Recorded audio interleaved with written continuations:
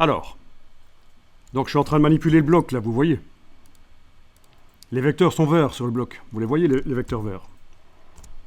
Parce que sur le calque, le bloc, il est sur un calque dont les vecteurs sont verts. Le bloc, je ne vais pas le bouger. Enfin si, on pourrait prendre une poignée et le redimensionner dans un sens ou l'autre, ça fait du blanc. Pourquoi pas?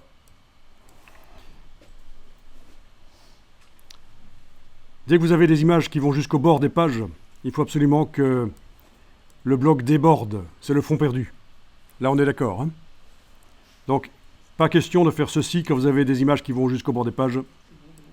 De mettre le bloc qui va au bord de la page comme ça. Ce sera foireux au niveau technique par la suite. Donc, bien faire déborder.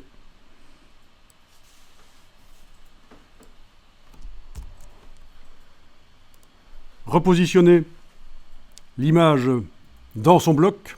Double clic sur l'image. On voit les limites de l'image. Avec la flèche noire,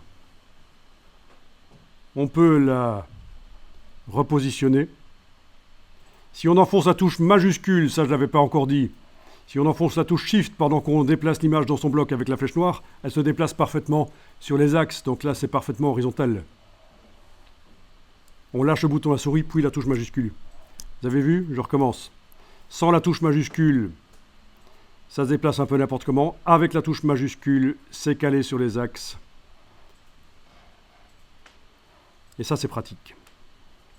Bon, sinon, on a aussi la possibilité d'utiliser l'outil de transformation manuelle. Et avec la touche majuscule, et peut-être même Alt en même temps, aller redimensionner. Sans aucune touche, en mettant le pointeur tout près de la poignée, on peut aller tourner si c'était nécessaire. Ça peut être sympa. Voilà. Comme ça, vous avez revu comment enlever l'image d'un bloc et en remettre une autre et la manipuler.